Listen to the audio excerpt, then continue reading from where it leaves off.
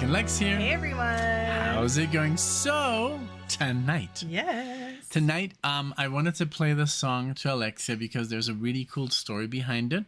But we're gonna talk about the story after the video. Okay. We don't want to. For the people who just want to see the reaction, we're gonna do the reaction. But if you want to stay afterwards for the story, it's a really cool story.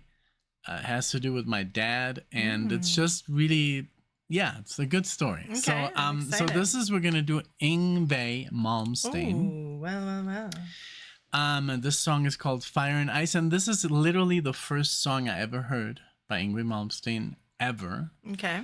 And this came out in 1992, and it's just like, it is a big departure from his previous stuff. Like, it's less, metal. It's a little bit more commercial. I think he kind of like, they told him to record something a little bit more sellable. Okay. And it's also, this is Warner Brothers. Oh, nice. And I kind of like looked at all the different like studios that he worked with, and this particular album is the only Warner Brothers. They kind of like told him, we need something more, make it a little bit more like, and you can feel that the music, the entire album is a little bit different. It's a departure from the lyrics about kings and queens and the devil and Vikings and stuff. So this is more like, I don't know, but it's still very, in 1992, this is at the height of the grunge era. So it's still a kind of very different music. Okay. So are you ready for some Malmsteen? Yes, let's do it. All right.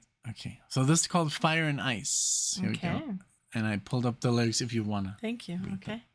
Okay. So it starts with drums. Okay. Okay. Here you go. Let me see if this is going. Perfect. And perfect. Here we go.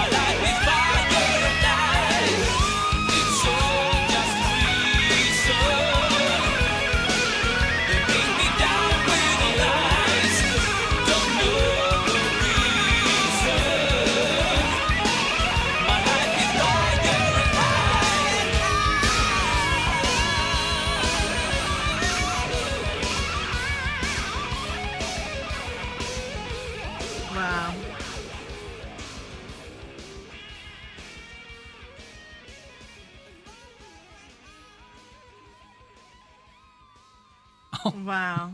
So good. That was really good. Right? Yeah. I like that he had his whole moment at the end, like almost half of the song just to himself. Solo, you know? yeah. Yeah, that was really good. Very nice. I can totally see how it's sellable. I checked there for a second to see if it was one of his most popular songs, and it's not.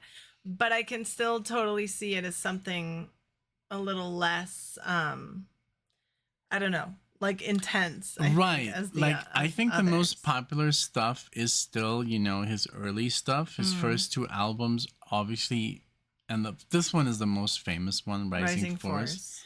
But Odyssey. This is called the song Rising Force, but the song Odyssey, I'm sorry, the album Odyssey was the most commercial successful one because also Rainbow Singer, Jolyn Turner was involved. And then the instrumental album, you know, Rising Force, that's the first album, Marching Out. But in trilogy, but this is the sixth album, so I think he just like, the one before is called Eclipse, and that was not really successful. It's a good album, but I think they told him, hey, you know what, give us something more. And didn't you feel that it had some sort of like a little bit of an 80s ballad vibe? I mean, it is a strong song, but the whole chorus, like there's something there that reminds me of the other stuff from the 70s. The kind of like the I don't know, the guy that does the Top Gun song, you know, Danger Zone. Oh, yeah. You know, that kind of you know, Kenny Loggins. Kenny Loggins, kind of like that kind of vibe. But I still love that he's doing his whole like Malmsteen thing and the neoclassical passages. And then when he kicks in with the Crybaby, that's what I love about, that's when I first realized what that was, because I asked someone, what is he doing that? What is he doing that? Oh, that's called a Crybaby. It's a wah-wah pedal. And I was like, okay, I want that. You know? And I remember when this is the first album I heard, and it totally changed my perception of guitar music, because I never heard anybody play these lines. You know, I had heard Iron Maiden and Metallica and Guns N' Roses. Nobody plays like this, you know? Yeah. So the story, just to like complete tell me the story.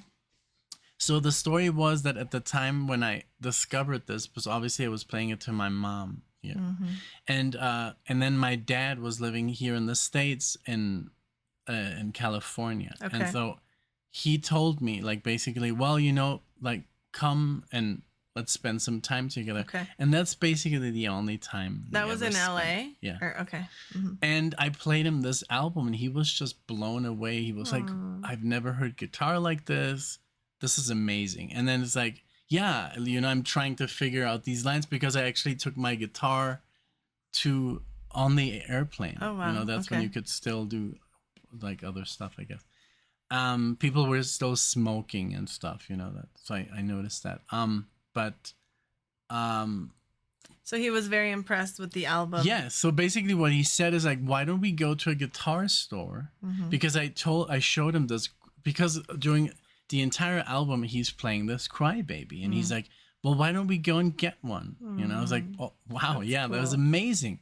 So we went to a guitar store down like Sunset Boulevard, and I'm sure this store is still there. Like, because it was like the biggest store, but it was very, I don't know, it was not the biggest store, but it's a very famous store for people going there. So we went there, and this guy, we were like, hey, do you have a Crybaby? And he's like, sure. And he connected, and he started doing this. That is so cool. And I didn't know how to play anything. And then it's like, can you play like fast? And then he was playing like this pentatonic stuff. And I remember it was just so cool. So we bought the Crybaby that day, and we also bought the music. Oh, that's the YNGWIE Malmsteen music. Which we have. We still have, and that's basically all that I have left from my dad are those books of YNGWIE Malmsteen. And he was just like, he's like, play me another record, because we also went to Tower Records that still existed, and we bought the entire discography of YNGWIE Malmsteen. Oh, wow. So he really liked him. He really liked him. Cool. He's a big fan of music, and he was always into Django Reinhardt and Pat Metheny and, you know, Al Di Meola, but also rock and roll, and you know, just like heavier stuff. Like I don't think he like the stuff that I got into. I don't think he was like into Deep Purple, but he liked rock and roll, Led Zeppelin, you know, and stuff like that. So I think he just it reminded him of like, this is cool and heavy, and the guitar plays just off the rails. And then I told him he's from Sweden. He was like, oh my God, Sweden, of course, right? European. So he was very proud for him. Nice. Because this is before the internet as well. And it was nice that it was something that you guys could share. Yeah, together. I think that was the only thing that we ever shared, which was music. And also that's why when he bought the guitar and then he couldn't figure it out, he gave it to me, and I still have that guitar. That's the guitar that when you see me with the acoustic guitar, that's the guitar that my dad gave me. So it's a really nice moment because there was some sort of connection once. And we were just there was too much of an age difference. So, but that was at least something that we could share together and enjoy. And that was in sort of like, it was Yngwie Malmsteen and also his music that I didn't understand, which was jazz. Yeah. But there you go. That's the story. I love that. I really love that. I'm happy that you shared this with me. And yeah, I mean, what I've heard of Yngwie, I really like. And we saw him twice. Yeah, he's very talented. He definitely got into a very niche genre, you know, like classical rock music. Neoclassical. Well, he's kind of like Baroque almost on the guitar. Like, it's just very unheard of. I mean, I know Marty Friedman and Jason Becker are in that same thing, but yeah, like, I think he just has this whole image as well. And, you know, I like that. Well, he's very much, it's such a fun story because when I've later discovered more about Yngwie Malmsteen is he's a huge fanatic of Richie Blackmore. And I told that as well, you know, later to my dad, like that was years later when I would see him. Like now and then I was like, hey, did you know that Richie Blackmore, which is my dad's friend, is basically the #1 inspiration of Yngwie Malmsteen? He's like, that I can't believe that. But also, of course, as in image wise, is Jimi Hendrix. Okay. Like he's not really much into the music of Jimi Hendrix, but just the image, the way he would like dress up, and you can see that in Yngwie Malmsteen. He always dresses up in this almost mariachi kind of thing. So that was like Mozart. Yeah, Mozart. Like, very a lot of glitter and puffy shirt. Vibes. And and obviously classical music. So but so I'm very happy we could share this. Thank you so much. Let me know, David, you're into like Van Halen and guitar players like, you know, like that from the 80s. Let me know what you thought.